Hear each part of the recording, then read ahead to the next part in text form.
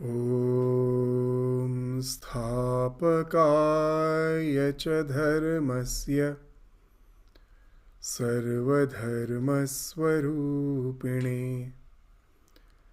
अवतारवरिष्ठाय रामकृष्णाय ते नमः। वसुदेवसुतं देवं कंसचाणूरमर्दनं देवकी परमानन्दं कृष्णं वन्दे जगद्गुरुम्।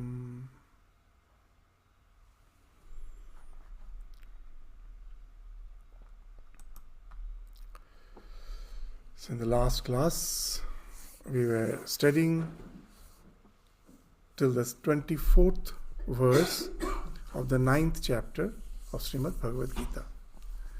So today we will try to take up the 25th, the 26th and the 27th verse of the 9th chapter of Bhagavad Gita, where the spirit of divine offering, that our idea is that I am, the divine is, and to relate to him, there is a sense of archana, the worship that we have to offer. Through the process of offering, I also develop and experience the devotion in my heart, that whatever I am offering. So there is a science behind it. So the science behind this archana. So how it should be, to whom it should be offered, what should be your attitude, so that it can ultimately bring spiritual fulfillment. We can attain spiritual fulfillment through various ways, as per our various faculties, human faculties, through karma, through jnana, through bhakti, through yoga, through meditation. So here, that bhakti is the predominant factor which will be discussed here today, that the devotion. That we have that emotional faculty in our heart, how to use it so that I can have spiritual illumination, I can have some spiritual perfection in my life. So for that, these 3 verses are dedicated. So in the last class, in the 24th verse, we studied that the Lord is saying that He is the Karta and the Bhokta. He is the doer as well as the enjoyer of all the yajnas. Aham hi sarva yajnanam bhokta cha prabhureva cha. Prabhu means the Lord. The Lord is the ultimate doer. Bhokta, He is the enjoyer. So that we were trying to understand that it is not we.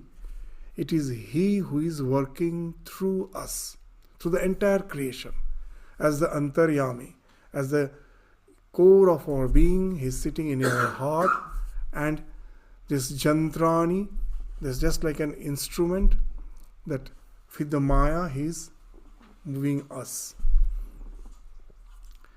So this was the idea which we were trying to understand. So now, in the next 3 verses, they will be just having a complete teaching of the devotion, beginning with the diversity of worship that we see, especially in Hinduism. There's a very specific peculiarity in Hinduism. What's that? The Sanatana Dharma. That we just in this year, in the very beginning of this year, we heard of this Kumbh Mela. This is the biggest congregation in the world. For in religion, the religious congregation throughout the world, you will never have such a huge congregation. There are millions. So it's an acknowledged fact that, and the management and everything is a real, it needs a huge logistics, and which is done very efficiently. But there's a marked difference between the religious congregation in other religion and in Hinduism. What's the marked difference? If you go to any other religious congregations of any religion, especially all the Abrahamic religions, you find there's a uniformity. There's a type of regimentation. that all are sitting together, getting up together, prostrating together. There's a chorus chanting, And it do creates a very harmonious, as wonderful atmosphere that everything appears to be so disciplined. But if you go to Kumbh Mela, in spite of the fact that it is the biggest congregation, you find that all are having their own ways of relating to the divine. Even within the same family, in the same camp, in the same family, most probably the husband has his own way. Even the wife doesn't know what he is doing. And the wife has his own way. She has most probably taken initiation somewhere, and she has her way of relating to the divine with a particular type of rituals, which is very, very personalized for her. The husband has some different way.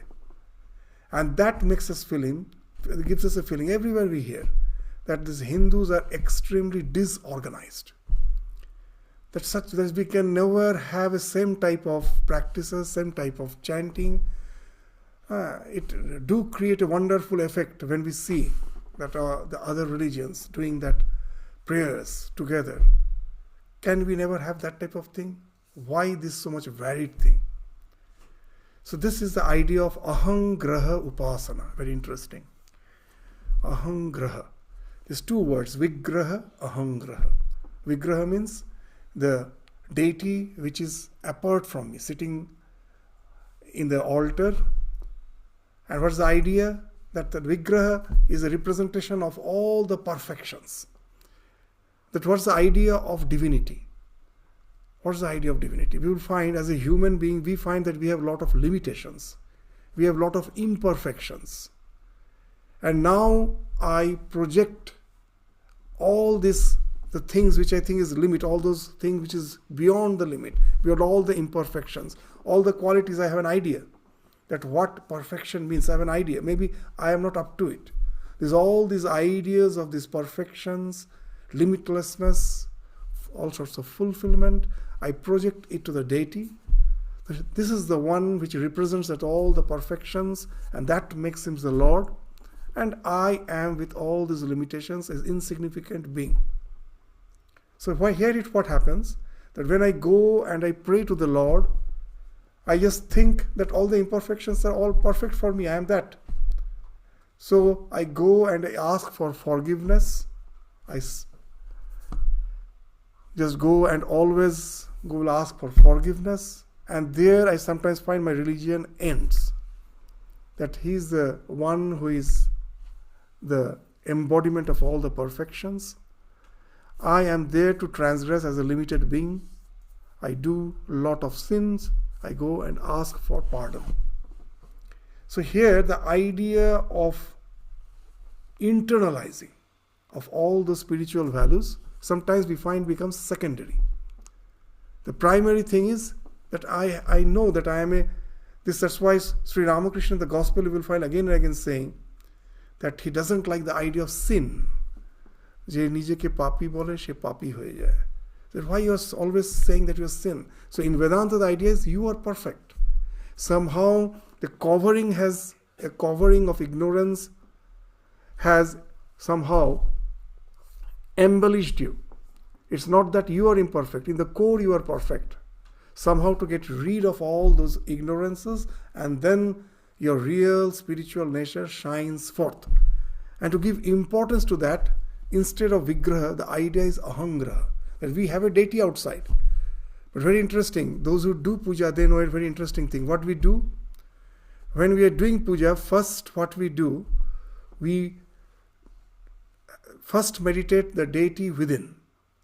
And as we know that to meditate on something within is so difficult, then there is a way where through the dhyana mantra, we pronounce a dhyana mantra, we try to visualize the deity, and through our breath, we bring her back, we bring her in the flower on which we are doing meditation, and then that flower we put on the deity, thinking that it is the one who is sitting in my heart, is now going and enlivening the deity. That is, he has becomes full of life. And after the puja, the real Visarjan, is very interesting. In Durga Puja, we think the Visarjan means the deity we are taking and just immersing in the river, that's the Visarjan. No. The real Visarjan actually happens during the puja. On the Dashami day, the puja, that's it, that again, that the one who was doing the puja, he thought that from his heart the deity as if came out and has been projected on the deity. Now again bring her back. So very interesting. That's why you will find that during the puja, no one else can touch the deity. Even the pujari is very cautious. He shouldn't move the deity because it is now full of life. And on the Dashami day, all are allowed. You will find now all this, that the playing of the vermilion, they think they are playing with the mother. But it has been so nicely, this entire thing has been done so nicely. How? That yes, that we are actually interacting with the mother. But the pujari knows that now I have taken it back. So that so-called all the rituals of the puja and everything is now no way going to be related to that. All others are very happy. They are as if relating to the mother. Visarjan has already been done. So now that's why everyone is allowed to touch the deity. Everyone is allowed. We will go, they will take for the procession. So this wonderful idea is there, that he is within. So that's why what happens, that I have to internalize all those values. Now how I do that? For that, it depends on my own temperament, my choice. There need not be any particular set of rules for all. That we are all unique, everyone has the right. Now for that, our Swami Bhuteshananda ji, 12th president, he used to give a very nice example of this Ahangraha Upasana, very nice example. Shall we on the heater? It's very cold. একটু কম করে চালিয়ে দিন। আমাকে দিয়ে চালিয়ে দিচ্ছি। I just on it. Yeah.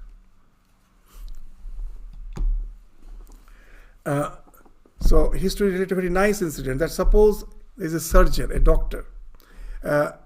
He returns after his practice, most probably in the hospital outdoor, in the outdoor he sits. After his practice he comes back, or maybe he's a surgeon from his hospital, he comes back, and most probably he has 3-4 children. All the 3-4 children are there, and the moment he comes back, he opens the white coat, he keeps the stethoscope, he opens his shoes, and all the children come running. Someone will take the white coat, wear the white coat, and just go around the house as if he has become the doctor or she has become the doctor. Someone will keep the stethoscope and just will put in everyone's chest as if the child has become the doctor. And the children, of course, you will find the third child comes and wears the shoes. You will find the children always have the habit of wearing the elder's shoes and they were walking around. So these are all for us childish acts, varied acts. No one is doing the same thing. Varied acts, childish acts, it has as if no meaning. But the father is happy that with all these childish acts. You know why? Because he knows that though these acts are childish, but in their mind something is going on. What's that? These acts are something childish, as if it has apparently no meaning. So varied type of activities. Some is wearing the coat, some is taking the stethoscope, some is wearing the shoes, all varied type of activities. But inside, within them, the same motivation is working. What's that? That they all want to be a famous surgeon or a very reputed doctor like their father in future. That's why they're doing that, all those things, isn't it? That I want to be like my father. So this is the idea of Ahangra. This worship may be varied as per our temperament, as per our motivations, temperaments, likes. It can be varied. But everyone has that idea of becoming a reputed surgeon there. Similarly, in our spiritual life, the practices may be varied. But is there anyone who really is not thinking that I want to be a better person? I want to get rid of all my limitations. And what's the ideal? I think I want to become more and more like that. Everyone is thinking that way. So that way all those practices are okay. They are secondary. The real motivation is the primary thing. So that's actually this Ahangraha Upasana. This is a wonderful idea that we find is something is ingrained in Hinduism. Now sometimes in the name of branding religion, you will find that there is a question that we have to becomes all very uniform. The same modes of practice should be there. When there is a wonderful congregation, then the real, what is the charm of this real significance of the religion is lost. It has to be like that. So there are varied worships. As per our evolution, these worships can be very varied. We need not force to them. With this idea, now let us proceed to these verses. This is the diversity of the worship that will be spoken of in the 25th verse. As per our evolution, we will find that our worship changes. There's varied type of worships. It's all okay. We need not force. You cannot say a child who is in the primary level to be behaving like this, the one who is in the graduate. He has to evolve, or she has to evolve. So it's all okay wherever you are. But the results, the Lord will be saying that for this type of worship, what's the result? For other type of worship, what's the result? So this varied worship, the diversity of worship will be spoken of in the 25th verse. The 26th verse will be speaking of the real worship, that ultimately when it comes to the worship of the Supreme, the Lord, there the rituals become secondary.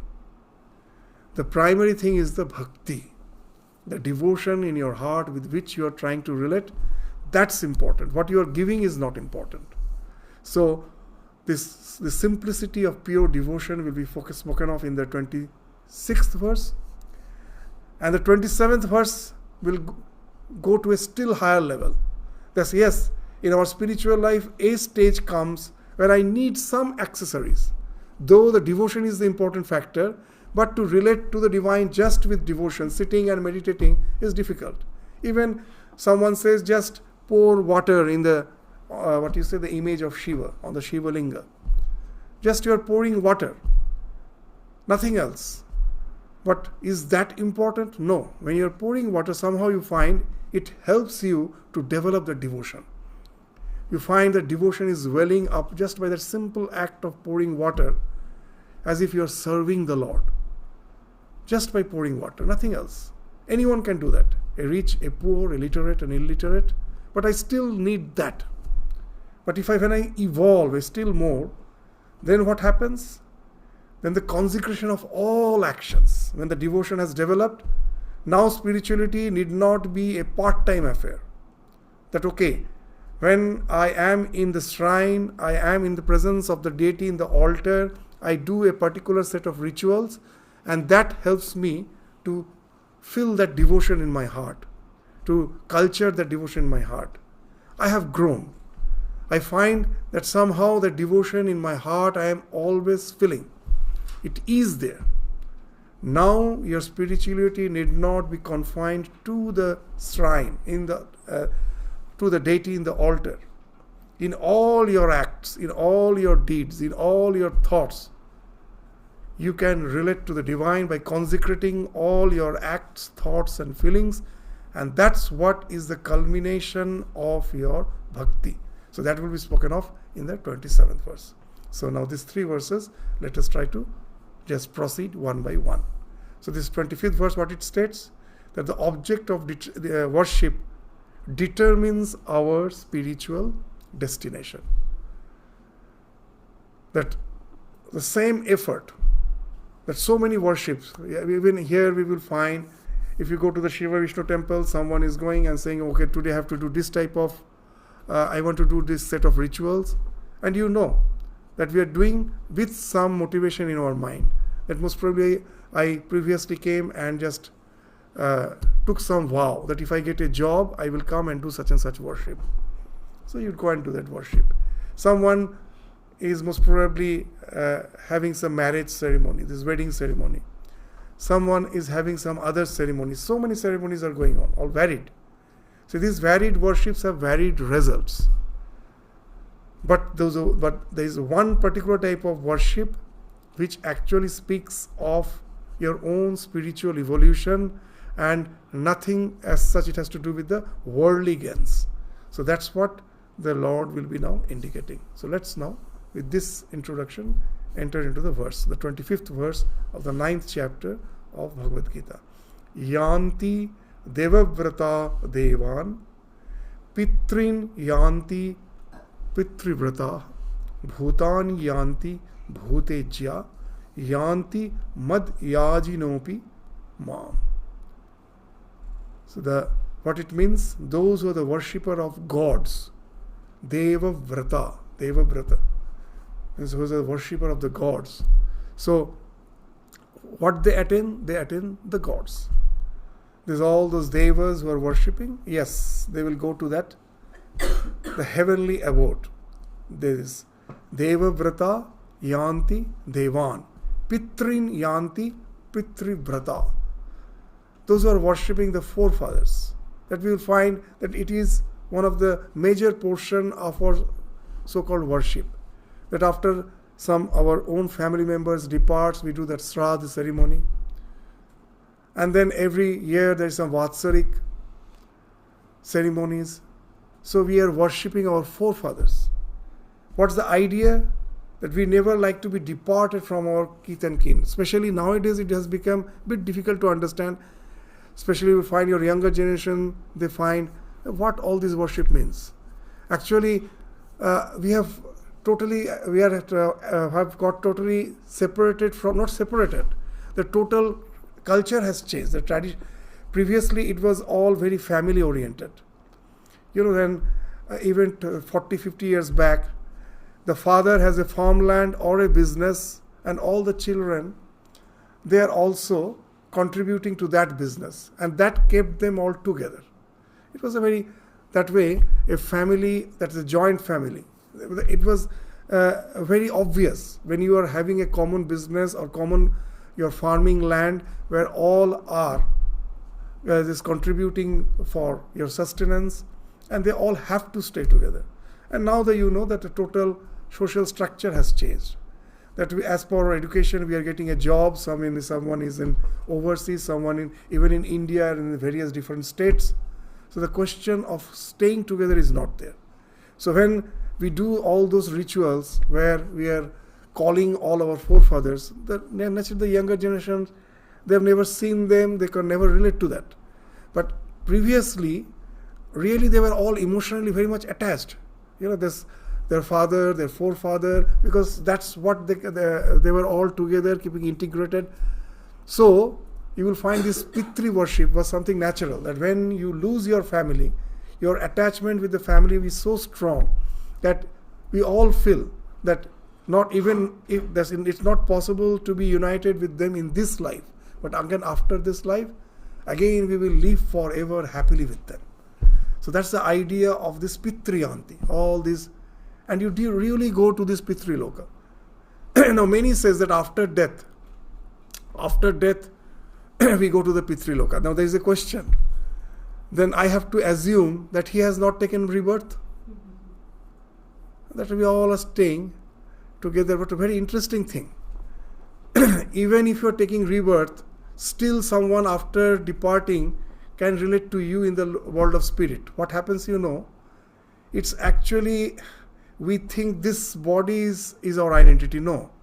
Our real identity is the Sukshma Sharira, the mind. And mind is non-local. It's just to give an example. Suppose you are watching the TV, okay? And your TV somehow there is some mechanical issue that you find that TV is no more working. And then you have to reject. You buy a new TV, isn't it? You buy a new TV, and then when you again tune to that same channel, will the same picture come? It will come. Someone else tunes it to the same picture come? Yes. So now you will understand mind is something like that transmission, non-local. So even if you have taken birth in a body, with the same mind you are being tuned with your particular sanskaras, but still that mind being a non-local, someone can, the way they have related to you previously, still they can relate to him even after death with that, where you are getting tuned. That's the thing. That's just like in your phone, when you are ringing a particular number, your mobile is getting tuned to a particular frequency and immediately it rings there. It can ring to anybody. So the same way, the mind is non-local. So there is no actually contradiction. Someone has taken birth, but someone who was really yearning to live in the Pitri Loka with all the forefathers, it's available. Still, that as the mind is non-local, it's not something speaks of a particular place, time, you can still relate to it. So just to have these ideas bit clear, because many will be questioning us that you say that we are again reborn and your parents have died 50 years back and now you feel that after death you will go and just see your forefathers. Not only that, nowadays you will find there are a lot of videos of this called near death experience. They are all relating the same thing, that after my death, when I was out of my body, I felt I have went and met my relatives. There are so many books on it. So how, we may say, how is it possible that yes, the world of the mind is non-local. There time, place, causation, nothing works. You can go to the past, you can be related to the present, because everything is available in that non-local, this mental level. This mind is, the Sukshma Sharira is something like that, the world of transmission. It doesn't speak of locality, a particular place, time. It doesn't speak of that. So, of those who are worshippers of this Pitri Loka, so where your mind is, that gets attuned to that plane of existence. It's all here. It's not somewhere else. So those who are worshipping the Devas, they go to the Deva Loka. Those who are the worshippers of this Pitri Vrata, they go to the Pitri Lokas. And then Bhutani Yanti Bhutejya. You will find many people are interested in all those, this Blanchard and becoming the medium and this trying to relate to the spirits. So those who do that, they will go to the Bhuta Loka. That type of Loka. There's a very interesting thing. There's a nice incident in the when Swami Niranjanananda, one of the direct disciples of Swami Sri Ramakrishna, when he came to Ramakrishna as a young boy, Ramakrishna came to know that Niranjan goes to all such these societies who have all these esoteric practices, and he becomes the medium. And Sri Ramakrishna were the first in his interaction. Very interesting thing he told. Bhut korle bhut hoye jabi. Bhagwan korle bhagwan hobi. So what you are, if you are constantly culturing these ghosts and spirits, you become that. If you are always thinking of God, you just go to that level. You yourself become divine. Bhagwan hoye jabi. So this is a very important thing. So those who are the worshipper of the spirits go to the world of the spirits, and those who worship me come to me. Those who worship, there is a very nice incident in the life of Ramakrishna. Those who worship me come to me. Latu Maharaj is a very simple soul, unlettered. Sri Ramakrishna wanted to teach him. We all know, very interesting, that Sri Ramakrishna himself have never studied. That somehow he had the knowledge of the alphabets. And Latu Maharaj, from Bihar he came, he was the servant of another devotee, this Ram Datta. And Sri Ramakrishna liked him. From this Ramadatta used to send some things for Ramakrishna through Latu. And this total guileless soul, seeing that, Ramakrishna wanted to keep him with him. And that's how, at last, Latu Maharaj got the chance to serve Ramakrishna. And he was such a guileless fellow, but unlettered. And Ramakrishna wanted him to give him some minimum education. And we find that he failed. Because in Bengali we pronounce everything as o. And in Hindi you will find they pronounce a. So when it came to the alphabets first, the Swara Varna, when it came, it was okay. He could easily teach him, that he taught him. But when the first Vyanjan Varna, the Ka came, the Ramakrishna was saying Ka and he was saying Ka. Means in Hindi it is everything is a. So Ka. So, and Ramakrishna told it is impossible. I cannot teach you. So there his education was over. That's his education. Now this Latu Maharaj was a very guileless fellow. One day Ramakrishna asked him to massage his feet. He was just lying and Latu Maharaj was massaging his feet. And Ramakrishna asked him, do you know what God is doing now? Latu Maharaj, such a young fellow, he is a small boy. He said, how will I know what God is doing? Ami ki jane. His Bengali was also very sweet. So it is mixed with Hindi. Ami ki jane. And then Ramakrishna, very seriously, he replied, now God is making an elephant enter through the eye of a needle. একটা হাতিকে সূচের ভেতর দিয়ে গলাচ্ছে. Is making an elephant pass through the eye of a needle. And Latu Maharaj understood nothing, but he remembered what Ramakrishna told. Much later, in his old, when he was old, as an old monk, he will relate this story to the devotees, and tears will fall from his eyes. But I never understood then. Now I understood what he has done. That all the Daivi Sampat, all the divine qualities. I am such a just an illiterate, ordinary person. I have no guna, no quality. I am coming from such a very remote place, from such a poor family with no education, no culture. I came and I just served the him with my just simple, in a simple way, whatever he asked I used to do. He even won't allow. Sometimes Latu Maharaj felt like meditating. And one day he was meditating, and these stories are wonderful. Ramakrishna came and just pushed him. Well, the one whom you are meditating is just kneading the bread in the Naharbat. Atta Thesti, go and help her. So the one whom you are upon meditating, she is kneading the bread. So this is the life of Latu Maharaj. And this Latu Maharaj in his later life is saying what? That he has actually implanted all those divine qualities in me. Tyaga, Vairagya, this bhakti, how it just got imprinted in me, even I don't know. So when he said that God is now making an elephant passing through the eye of a needle, I am the eye of the needle. Such a small, insignificant being. And elephant means all this bhava hasti, all these divine bhavas. That is the hasti, that is the elephant. He was actually, when I was massaging his feet, even unknowingly, he enabled all those bhavas to enter in me. So this is the idea of those who worship me, come to me. That's how this wonderful thing. So what is your intention of the worship? That defines the goal. It's very interesting that most probably the same endeavor actually was there for all the worship. Sometimes it's the more endeavor for all this ritualistic worship. So many things you have to acquire. So whenever, even sometimes devotees asks us, Maharaj, will you come and do some Guru Maharaj worship in our house? I'll say, yeah. And immediately they will constantly pester that what all things I have to arrange. When I say nothing, just have some plate of fruit and a little flowers, they're not satisfied.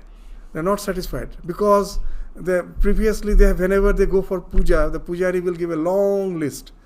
These are the things you have to arrange, and you won't get in one store. So many stores you have to go. It's a huge, and then you feel I have done something.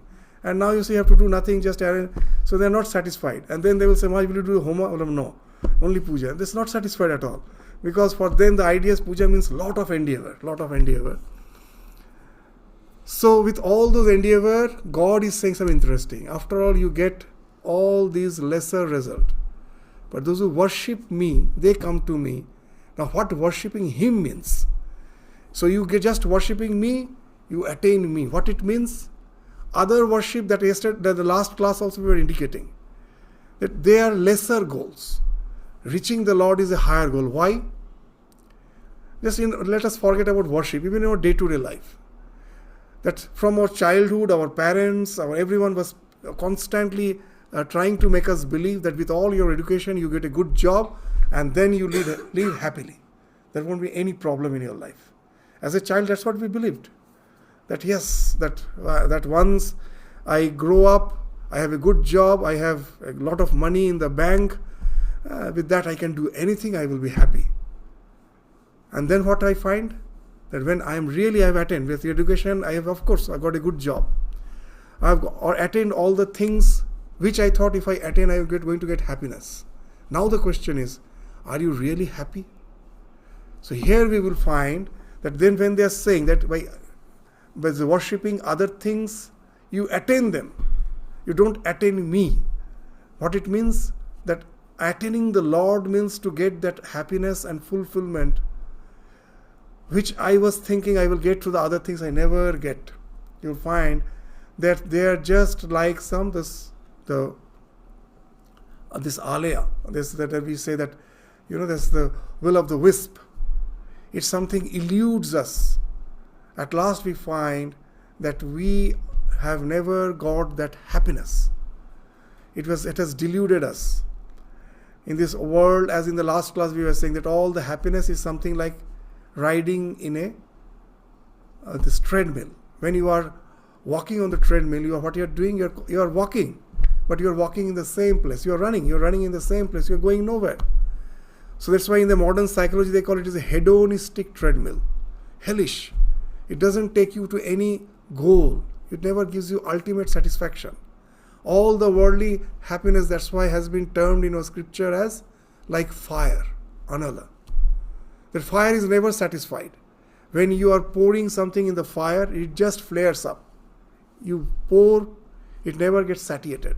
It just flares up. The more you pour, the more it flares up. It wants more, it wants more.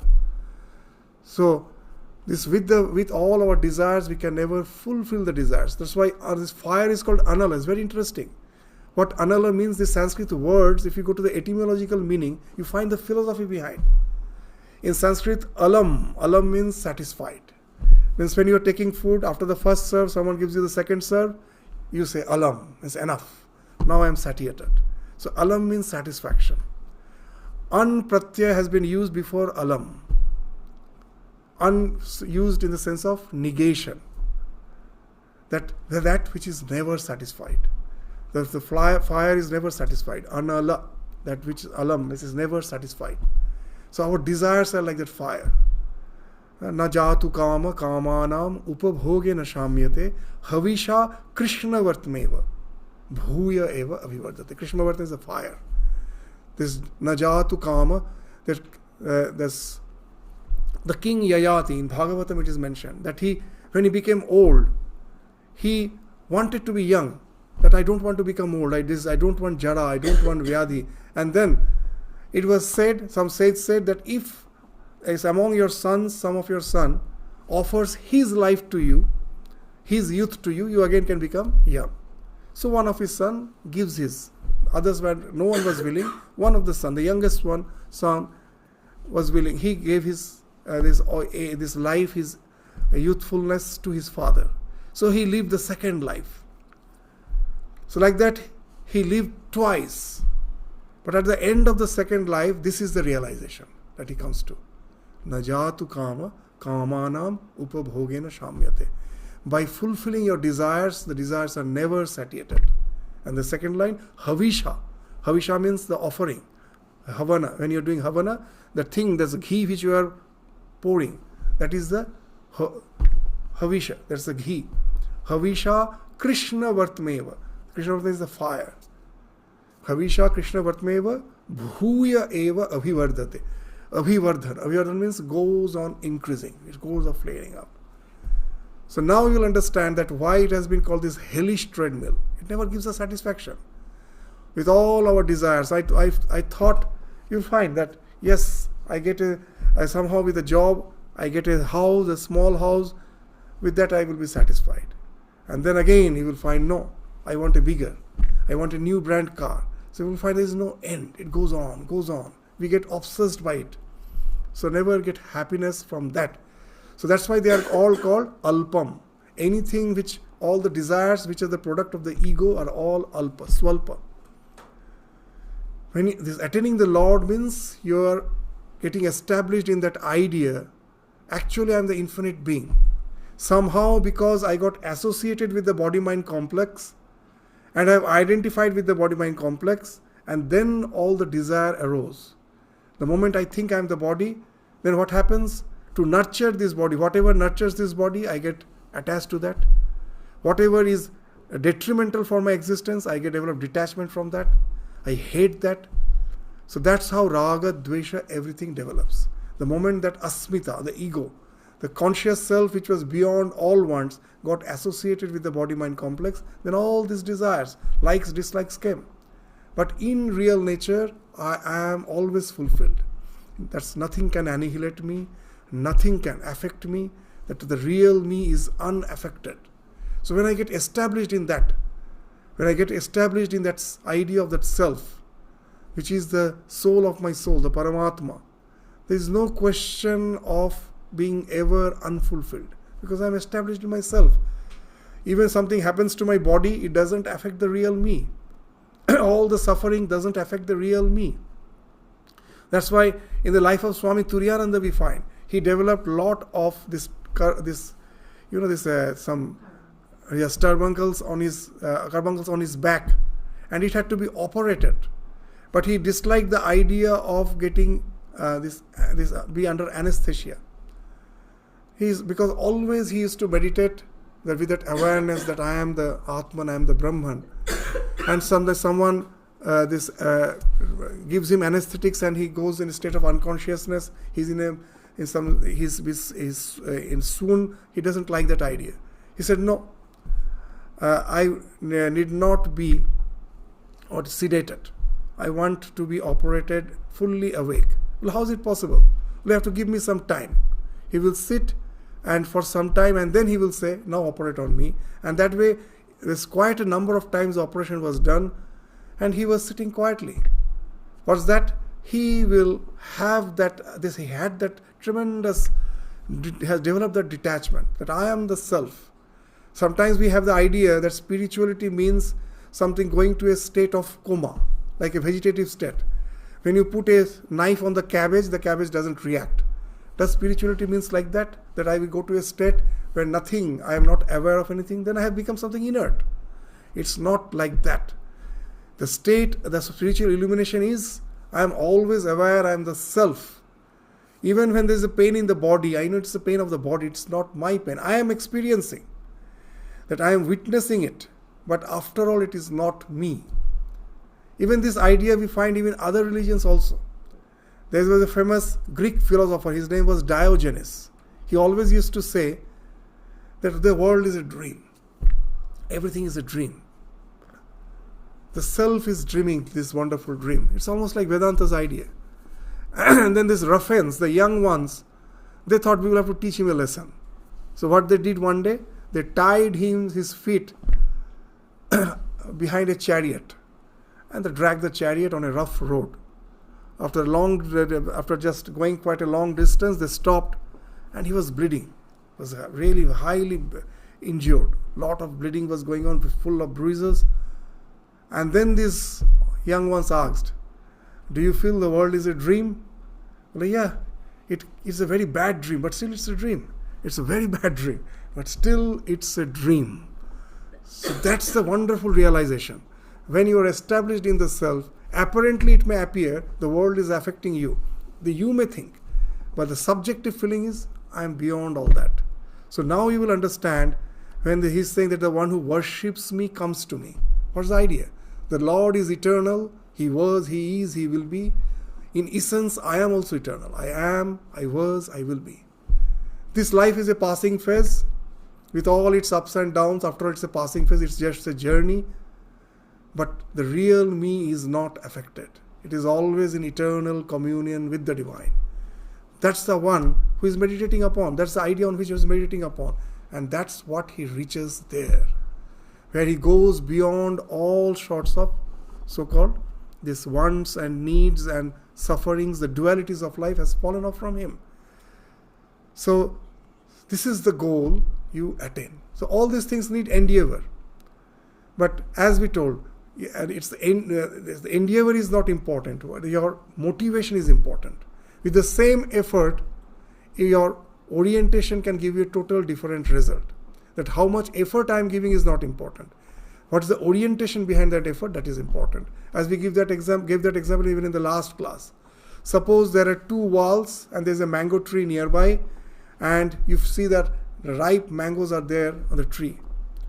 Now you want to have those mangoes. So hurriedly you get a ladder and put the ladder in one of the walls and climb up.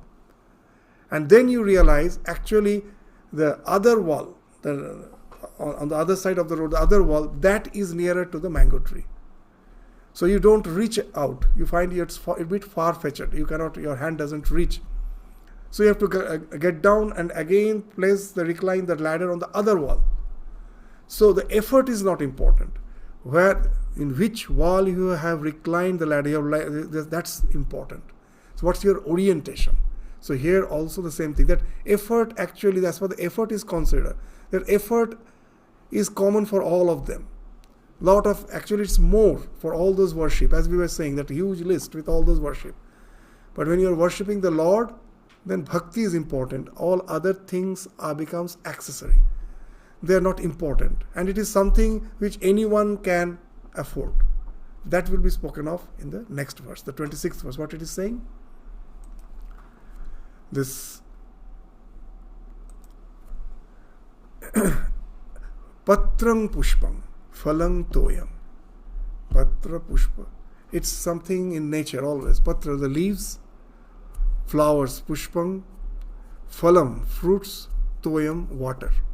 This flower, fruits, leaves,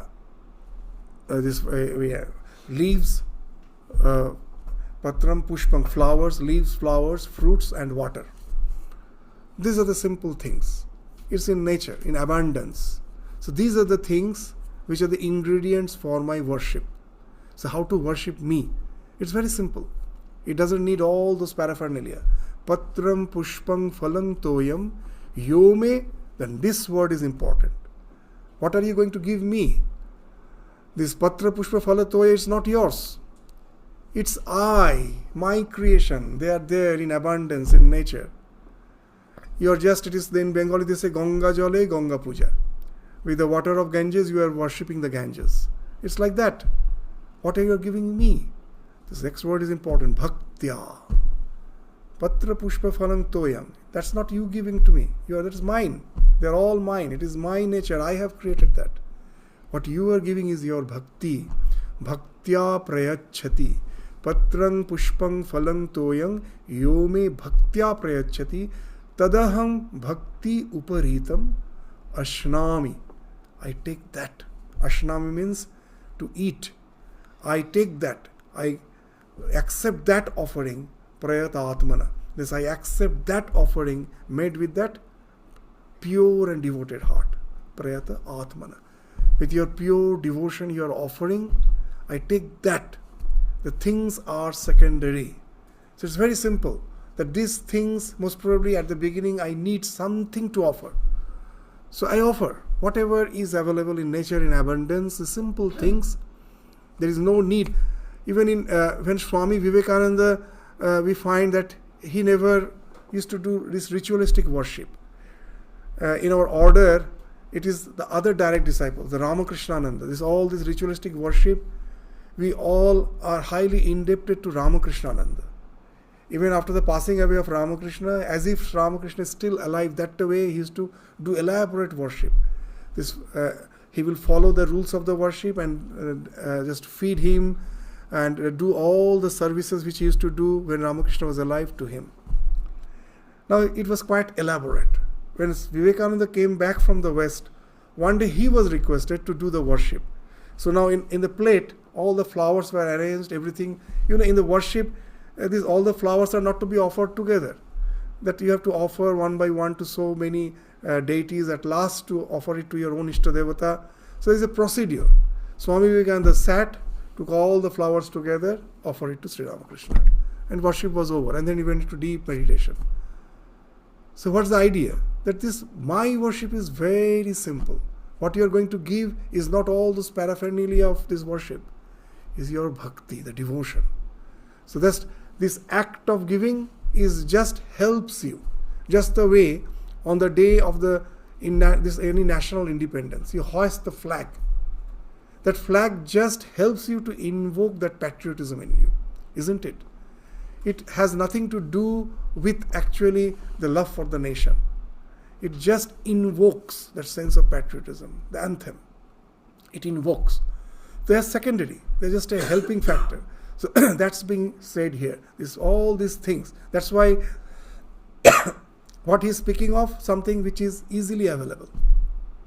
You need not have to purchase them. As just in the backyard of your house, you can find. If you don't have flowers, at least the leaves you have. Water is available. Just offer this little water. That's what we do. That Shivalinga, nothing is required. Just put a little water. What? You are not giving water. The bhakti. This bhaktya uparitam. It speaks of the richness of the offering. It doesn't speak of the richness of the offering. It speaks the richness of your heart. How rich is your heart? That's what you are pouring. So offer me even the simplest thing, leaf, flower, fruit, water. But it has to be done with devotion. Then only I accept it.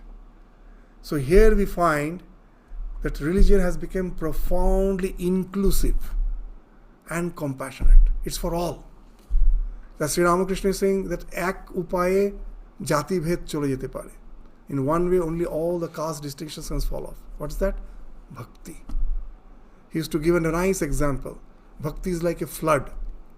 The river flows, when the river is flowing, it is defined. It has two boundaries. It is flowing within the two boundaries. But when the flood comes, then what happens? This river, all the water will be just overflowing.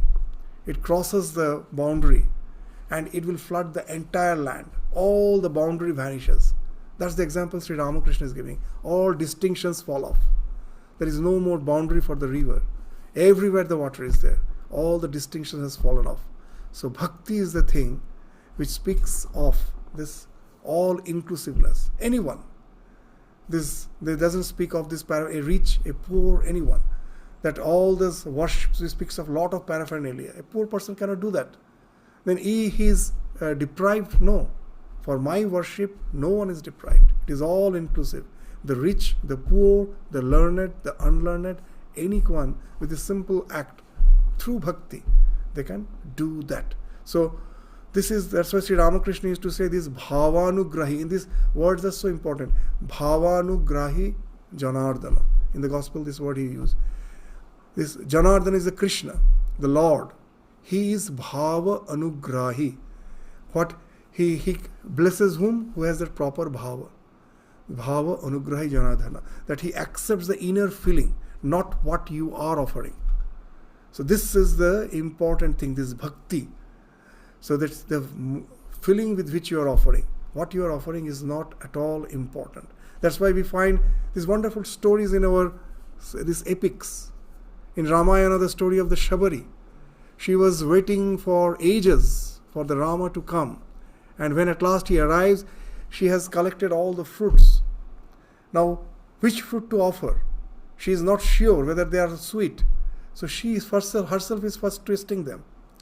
And then if she finds that the fruit is sweet, that already half-eaten fruit he is offering to Rama, and Rama is accepting. Rama is accepting that fruit because we say we cannot offer something defiled to the Lord. Defiled means I have already taken something, I cannot offer it to the Lord. That's the vidhi, that's the prescription. But here we find the Lord has gone beyond the vidhi because he sees the heart, not what you are offering. That from the bottom of the heart, Shabari felt, I'm not sure whether the fruit is sweet or sour. So she is testing first and then offering, and the Lord is accepting. So these wonderful stories that speaks of that bhakti. The same thing again we find in Mahabharata. When Krishna went to Hastinapur for, that's before the war. He wanted to just have this peace treaty. And that he never succeeded. He knew that, yes, this arrogance, tremendous arrogance, the greed for kingdom and all those things of Duryodhana has blinded him. It's not possible. But for his meals, he was invited by Duryodhana in this palace to give a lavish treatment to him. But he accepted the invitation of Vidura. He was very poor. He was a minister there, a minister of this Hastinapura, but he was of humble background. He had only there's the ability to give some greens and some rice and greens. Nothing else. Very simple meal. We find Krishna is accepting his invitation. He is going to the house of Vidura to have that simple meal. So this speaks of that devotion. He accepts the devotion. It's not that what you are offering. The heart with which you are offering, that's the thing which he accepts. Even in the life of Ramakrishna, Surendra used to come, one of the devotees. He was a rich man. He used to bring the garlands, this jasmine flower garlands, and he will just put it around the neck of Ramakrishna. And one day Ramakrishna simply threw it. He felt that the ego is working, that in front of the other devotees he comes and puts, and he feels, I am something, most probably the Bhakta Shiromani, that I am there's the king of the devotees. I have more devotion. I am spending so much. Ramakrishna threw. But after all, he was very sensitive, Surendra. Immediately, he felt very hurt.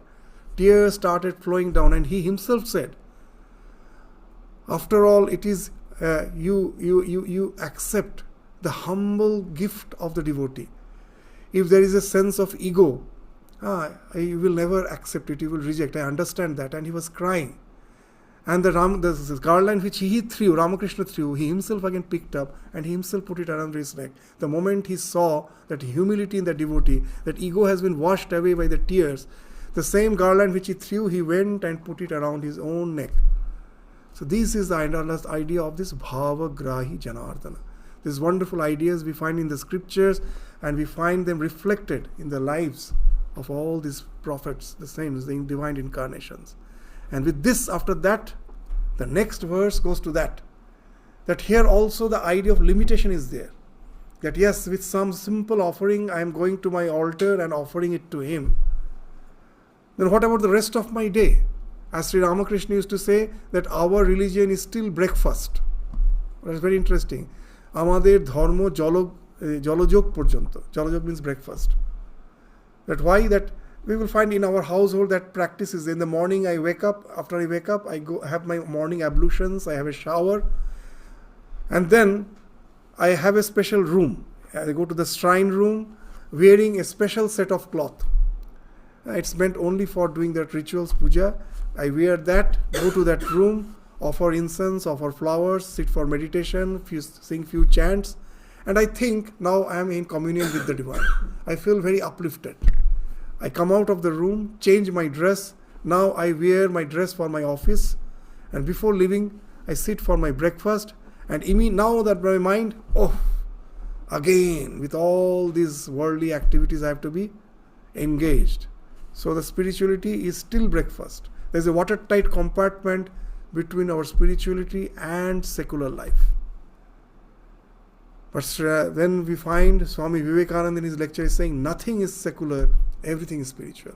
If this idea comes that when I am going to work, the Lord is in each and every being. The entire world is permeated by the Lord. Isha vasyam idam sarvam yat kincha jagatyam jagat. The Lord is everywhere. He is the one who is being projected as the universe. Then whatever I am doing, that becomes the aradhana. Tad akhilam. This whatever in this world I am doing is the worship of my Lord and Lord alone. So this idea, when you have evolved to that, then there is no demarcation between your secular and spiritual life. The spirituality cannot be a part-time affair. It has to be 24/7. It can never be part-time. And how is it possible? When that orientation changes. That not when I'm in the shrine, I was relating to the divine, it's good. But with that same attitude, I come out and I relate to the world, knowing that Lord is there permeating the entire existence. Whatever I do, that becomes an act of worship if I am doing it with the awareness of the divine. And that's been spoken of in the 27th verse. What it is saying? That yat karoshi, yadashnashi, yajjuhosi, dadasi yat, tat tapasyasi, yat tapasyasi kaunteya, tat kurushva madarpanam. So this is even in the Bhagavatam, the same sloka is there. Whatever you do, whatever yat karoshi, yat ashnashi, ashna means to take food, whatever you eat, yajju hosi, whatever you offer, when you are doing your puja, whatever you are offering. So puja is not excluded, that also is included. Puja, along with puja, all other things what you are doing. Yat karoshi, yadasnahashi, yajju hosi, dadasi, whatever I give to others. That what you have to do, yat tapasyasi, whatever endeavors you are having in your life, tapasya. Whatever you are doing, whatever austerity you are doing, you perform, do it as an offering to me. Tat kurushva mat arpanam. So here this verse culminates the philosophy of devotion. So here that now spirituality has become 24/7. The Krishna now transforms all life into worship. Your entire life is now a worship. So no longer is offering confined just to the temple, to the altar and in the shrine on the corner of your house. It is not confined there. It is now everywhere. So every act becomes divine worship, done with the spirit of this what? This arpanam. This Ishwara arpanam. I am offering everything to the divine. With this I am doing. So the same idea we find even in the Narada Bhakti Sutra. There is that after defining bhakti by other sages, Narada at last says that my definition of bhakti, what it is you know? That's the best definition. What's the definition? Naradastu tat arpita akhila acharata tat vismarane parama vyakulata iti. That tat arpita akhila acharata, whatever akhila acharata, whatever achara, whatever I am doing, everything I am doing, tat arpita, with an idea that it's an offering to the divine. Tat vismaran, and if I forget a little, I get extreme pain. Tad vismarane parama vyakulata, that extreme anguish. Just the way I cannot stay without breathing. It's something natural for me. If someone comes and just tries to, just what you say, this gag me, that the way I feel. Oh, that is this nice story of Sri Ramakrishna when a devotee was asking that why have I don't attain God. And the Guru took him to a pond, and in the pretext of having a dip, he thirsted the head of the devotee inside the water, and he was gasping. And then when he was gasping, at last he released him and he asked, how are you feeling? I was gasping, I was just feeling that for how can I breathe? So that's the thing, do you feel that way for God? So that's the thing, this speaks of this parama vyakulata, that without him I feel as if I am out of waters, just the way fish feels when it is out of water. So do you feel that way? When you feel that way, then you know that you have been established in devotion. Then nothing remains secular. Everything becomes spiritual. So this verses is, even in Bhagavatam, there is a very nice, in the 11th book, in the second chapter of the 11th book, the 36th verse. What's this saying? Kaina vacha manasendriyair va buddhi atmana va anusrita swabhavat karoti yat sakalam parasmai narayana yeti samarpayet tat. That whatever, the same meaning, whatever one does with his body, mind, senses, intelligence, whatever you are doing, one should offer it to the Lord. So then your worship becomes 24/7. So that takes you to the culmination of your devotion. One who is established in that, he doesn't think, what will happen to me? Will I attain liberation? He is not bothered. That he only prays that, Lord, I shouldn't forget you. Now you keep me wherever.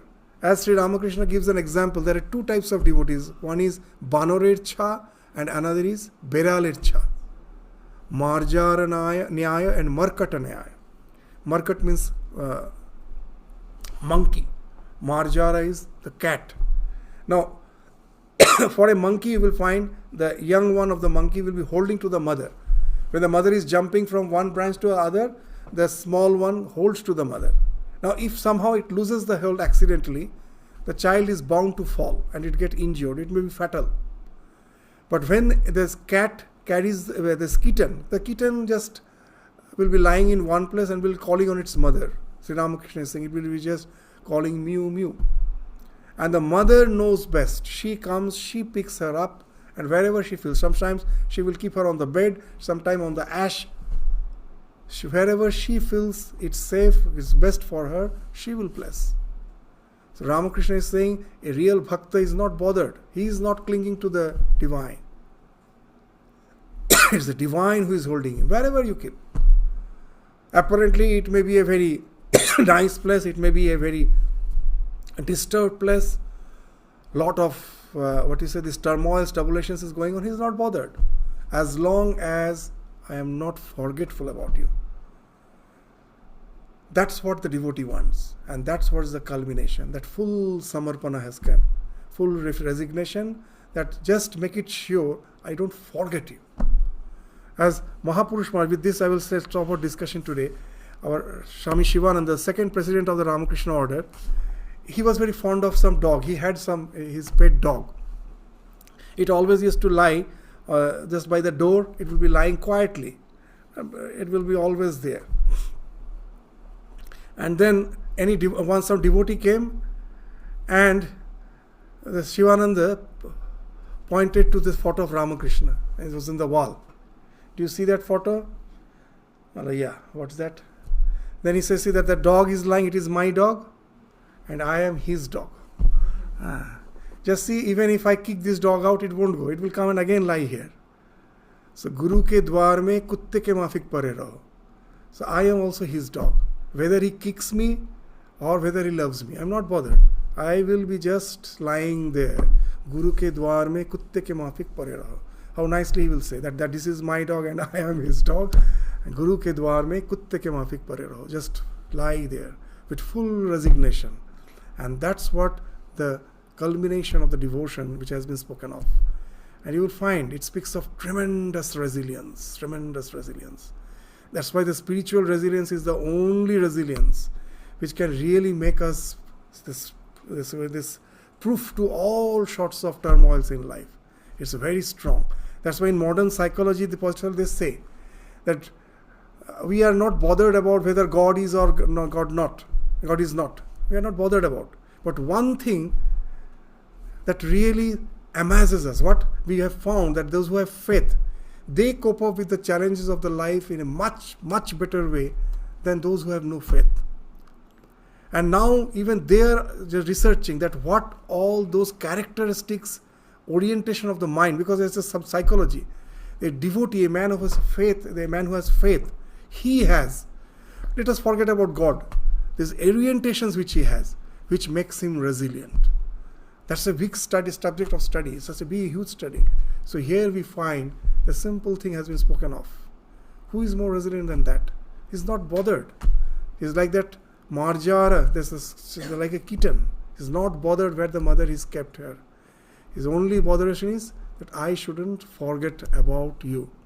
That as the Hanuman's prayer is there. This Nanyas Priha Raghupate Hridayes Madiye Satyang Vadamicha Akhilat Paratma. That I am just speaking from the bottom of my heart. But you know the mind of all. Oh Lord, you know the mind, Raghupate. What is in my heart, you know. So there is no way I can pretend. I am speaking from my heart. What? I have only two things to pray for. Bhakting Prayacha Raghupungava.